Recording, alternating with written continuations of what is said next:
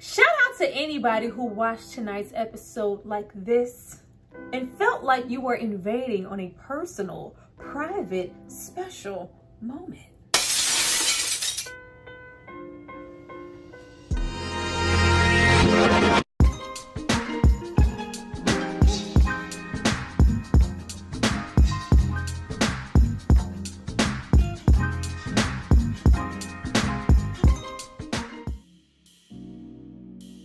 Guys, welcome back to my channel. It's Tyra here with another struggle review, here to discuss PValley. Now this is season 2 episode 4. Now before I get into all things Lil Murda and Big Tech, I need you guys to drop down and subscribe to my channel and like this video. I'm going to give you guys a moment to do that, and then we're going to come back and discuss all things I told you so.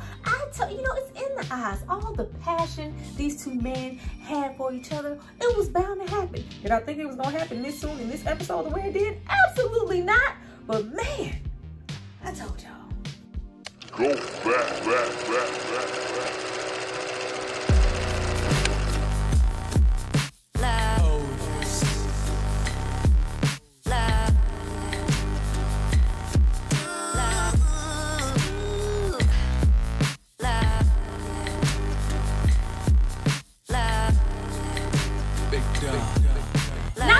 Hopefully subscribe to see more of me. Let's get into this episode. When are we going to get Toy tested? Toy has been sneezing, coughing, sniffling a whole fucking Kleenex commercial for like 3 goddamn episodes.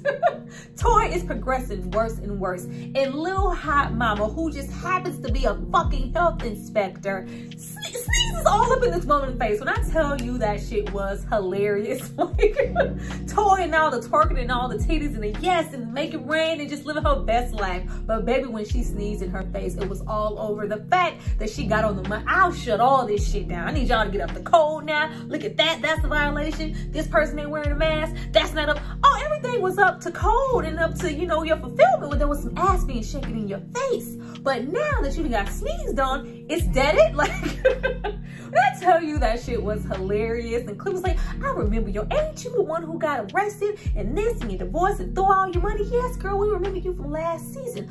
All right, y'all, I bump it down to 11,000, but y'all got 24 hours to get this shit all in line, or the Pynk is gonna get shut the fuck down.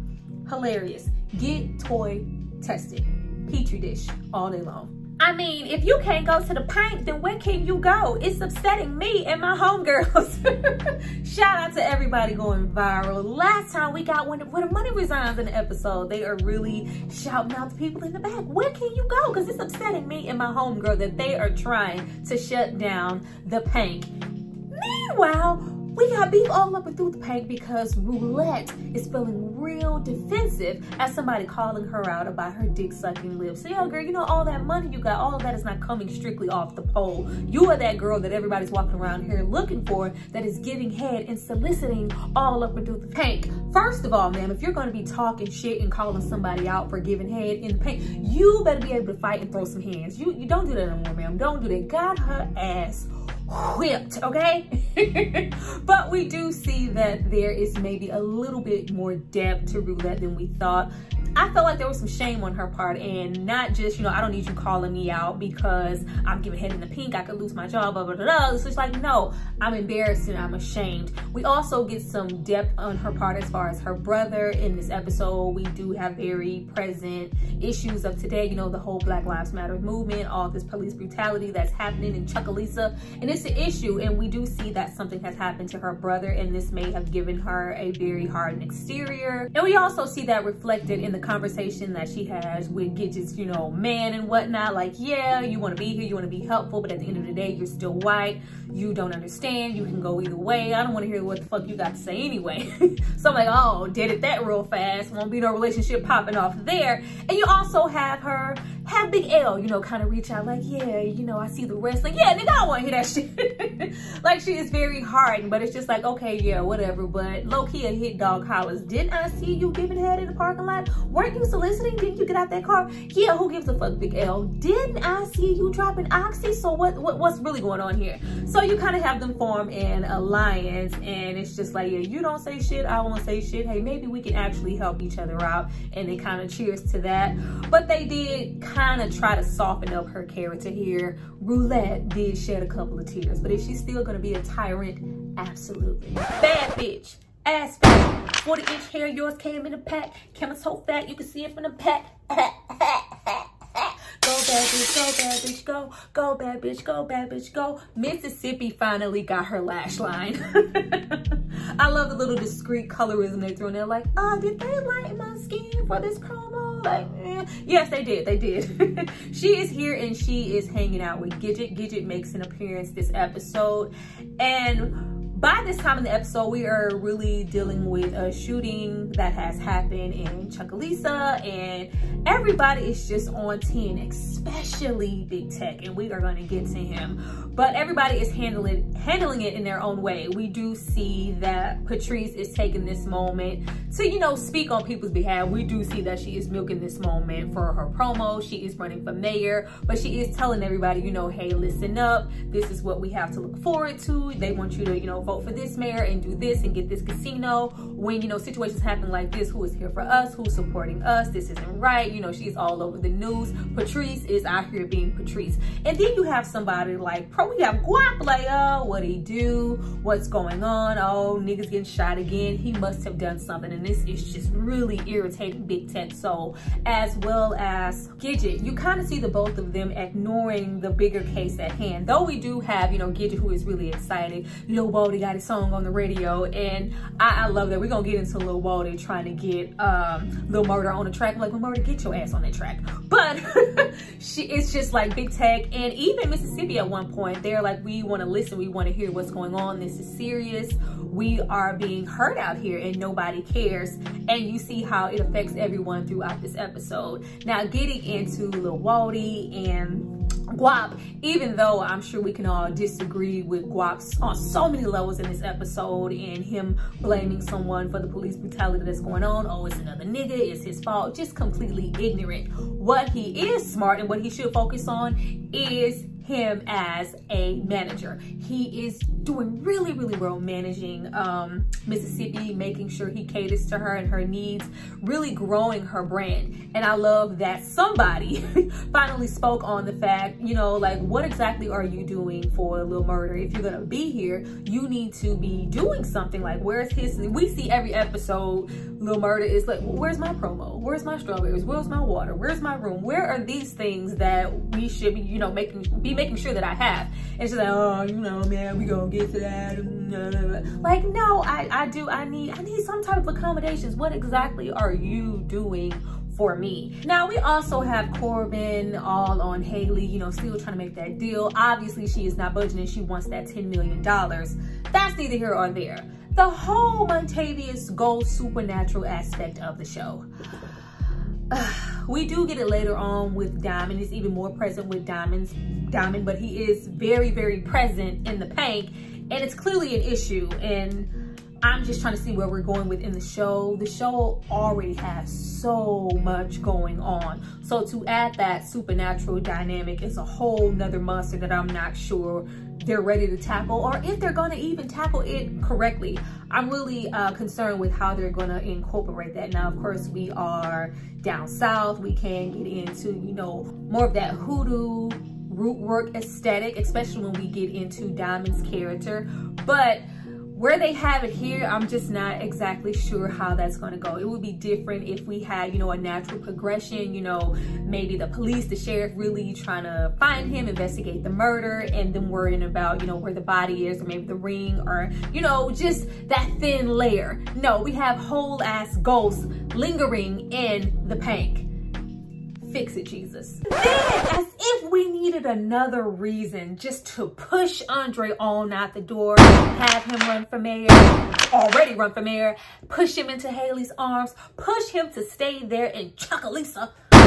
His wife is cheating on him in this episode completely out of nowhere. Let's talk about Andre's wife for a minute, because I was just completely with the whole situation. First of all, since day one, ever since we've seen the wife, they always kind of trying to downplay her looks to me. Out of everybody, the whole mask, the pandemic, they chose her to give, you know, that mask rash across her face. And I do, you know, believe like, oh, she's working so hard. She's, you know, at the hospital. But it seems like they went out of their way just to make her look a little bit drier, especially in comparison to Haley, who's always naked running around in lingerie with her light skin. Anyway, for 2 seasons now, we've had her be the supportive, strong, hardworking, yes baby, stay down there as long as you want to, I'm gonna be here, I believe in you, oh Andre, it's all about you, whole season now, all the way into season 2. And Andre has been able to emotionally and physically cheat with Haley, be completely distant from his wife, especially when we are even getting into season 2. He is, oh, I gotta stay down here, oh, I'm not coming. But we throw all of that out of the window and make his wife a whole villain because he walks in on her giving head to a fellow coworker. Did not like that one bit. I was like, we're gonna execute with the writing. I was like, oh, all of a sudden Andre is coming in candy and roses to surprise wife, because you know Andre always been there to support his wife, you know what I'm saying? He always wanted to be with her.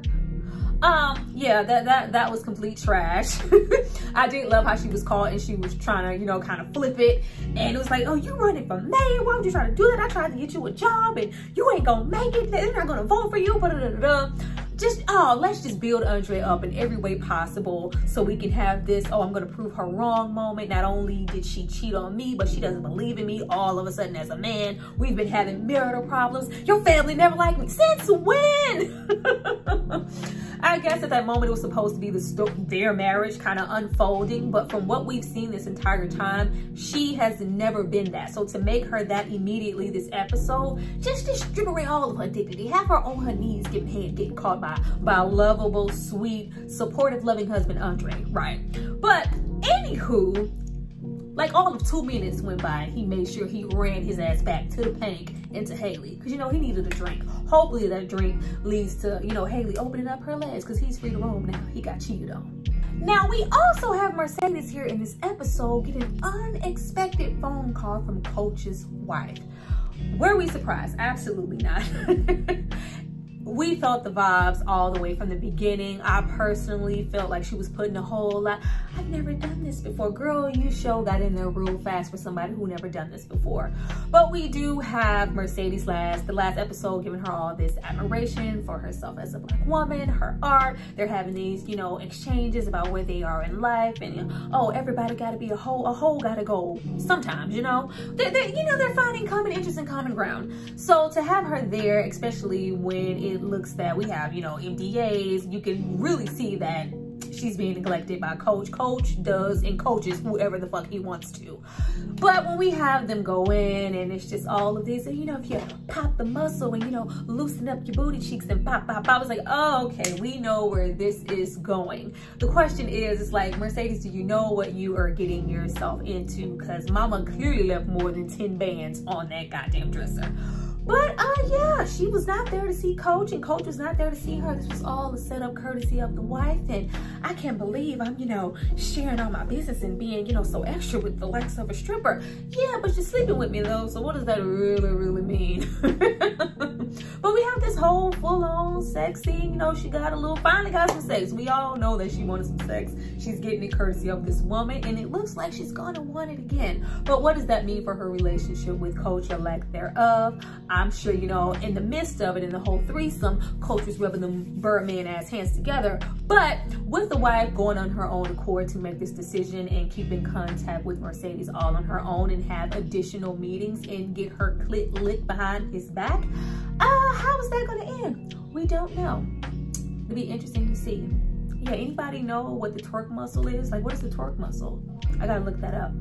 I'm intrigued. With the death of Demetrius being all over the news, you know, a young black man who's been murdered in Chucalissa, we do have a lot of outpour via the episode and different emotions, but we also have everyone trying to get the Pynk back up and running and up to code. We have Big L, everybody in the crew show up, some Africans come out of nowhere, fixing all up on the building. One more time, can grandma see or not? Grandma, this whole episode, Loretta Devine was show checking out a little sexy young African chocolate thing and looking at the news.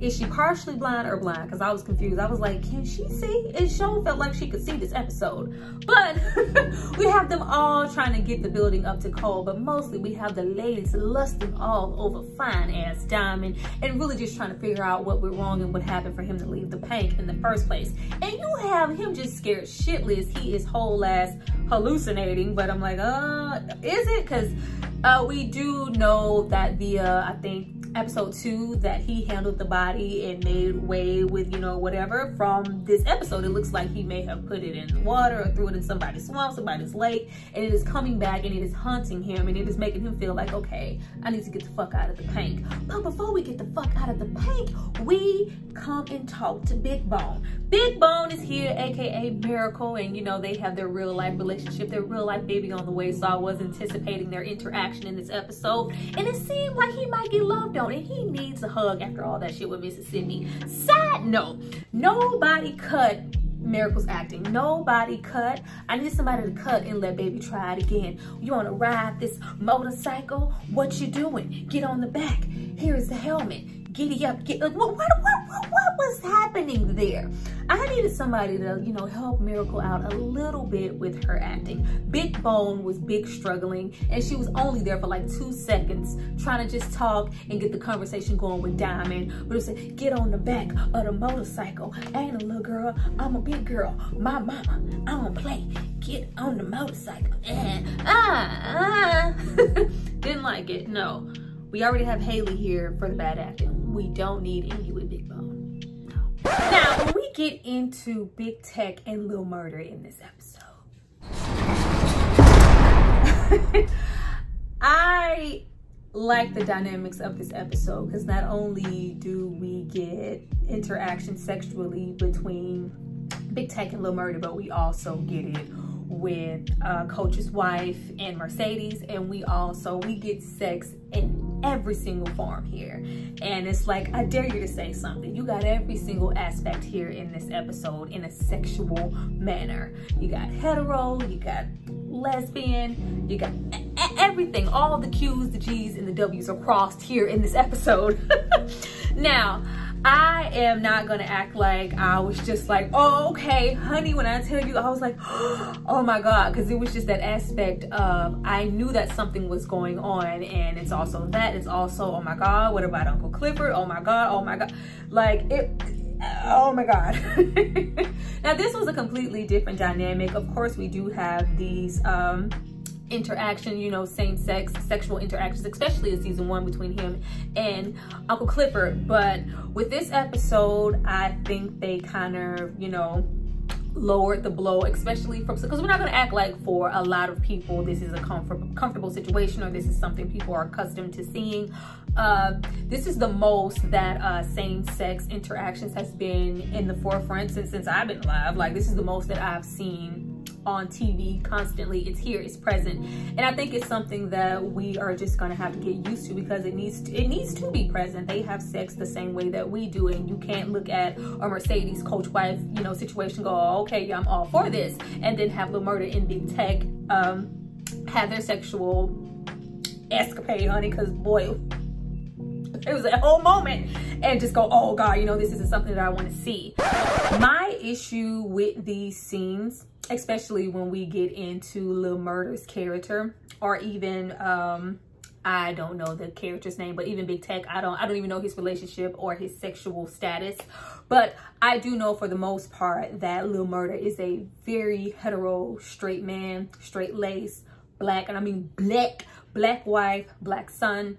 And just to see him in this scenario, there are a plethora, many, you know, trans actors, gay actors, so many people who can do these type of roles. And, you know, that's their everyday life, and I feel like it would add even more sentiment to it, because this is who they truly are.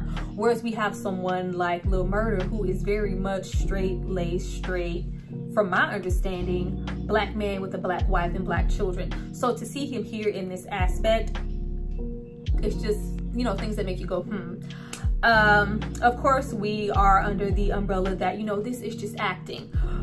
Even with season 1 and the dynamics and the structures that he has with Uncle Clifford, they do a very good job as far as representation in my form. Of course, there is no like positive relationship representation in this whole show. Everybody's shit is damaged and struggle ass love. But for the most part, there is representation. But when it just comes to that, I would not be honest if I felt like that didn't like do this on my neck, because it's just like, we could have real life people in those real life elements who live that life, and then we have somebody who is on the complete other side, you know, spectrum of that lifestyle, but he is here engaging, you know, acting in a sexual way, having really in-depth sex scenes with another man. Now that we got that out the way, let's get to the sex. I was just like, whoa.